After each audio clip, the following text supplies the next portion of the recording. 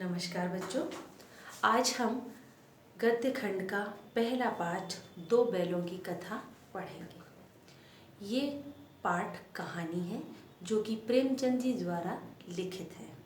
हम सभी जानते हैं प्रेमचंद जी कथा साहित्य के बहुत महान लेखक हैं। उनके शब्दों का संयोजन कुछ ऐसा रहता है कि पूरी कथा का चित्र हमारे आँखों के सामने आ जाता है। तो ये कहानी भी इसी तरीके से लिखित है। झूरी काछी नामक व्यक्ति है जो कि किसान है, जिसके पास दो बैल हैं। पुराने समय में बैलों से ही खेती जोती जाती थी, फसल जोती जाती थी।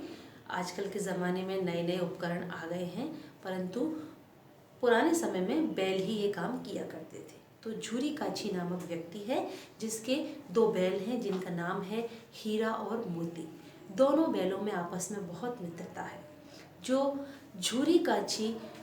झूरी नामक व्यक्ति है वो अपने दो बैलों को बहुत प्यार से रखता है, उनको प्यार से भोजन खिलाता है और काम उनसे उनके अनुरूप ही लेता है। मतलब बहुत अधिक परिश्रम एक साथ नहीं कराता, उसके बदले में बैल उसे बहुत चाहते हैं और स्वामी भक्ति का जो एक अनूठा उदाहरण यहाँ पर देखने को हमें मिलता है।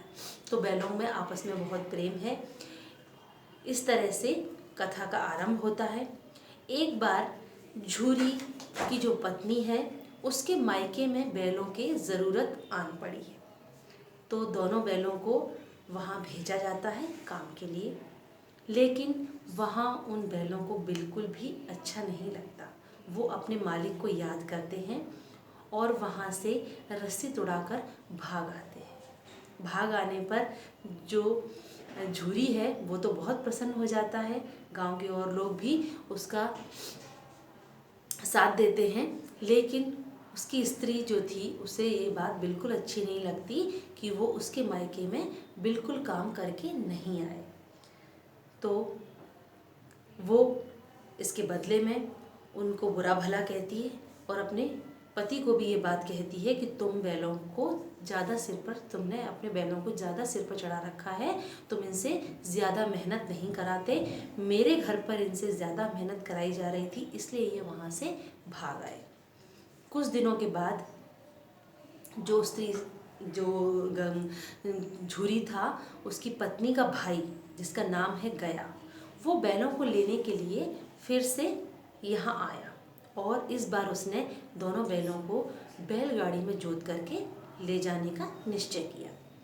हीरा थोड़ा सा शांत व्यवहार का था, लेकिन मोती थोड़ा सा गुस्सैल स्वभाव का था।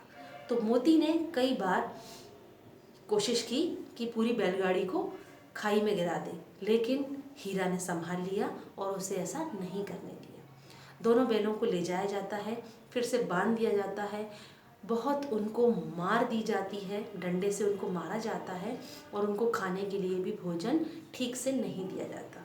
तो दोनों बैलों का जो आत्मसम्मान है उसको बहुत ठेस पहुंचती है, उन्हें बहुत बुरा लगता है। एक तो अपने मालिक से वो बिछड़ चुके हैं और दूसरा यहाँ जो उनके साथ व्यवहार किया जा रहा था वो बहुत ही बुरा था।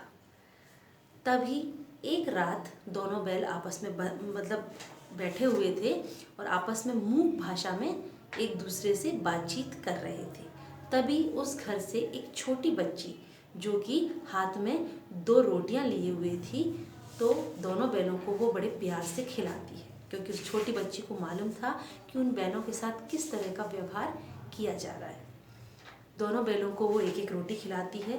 प्यार से खिलाई हुई वो एक एक रोटी उनके लिए संपूर्ण आहार बन जाती है और वो दोनों बैल उस रोटी से तृप्त हो जाते हैं। उसके बाद वो जो लड़की थी वो समझती है कि बैलों के साथ बहुत बुरा व्यवहार किया जा रहा है, तो वो जानबूझकर उनकी रस्सी को खोल देती है और उनके सामने ये बात प्रकट करती है कि वो यहाँ से भाग जाए।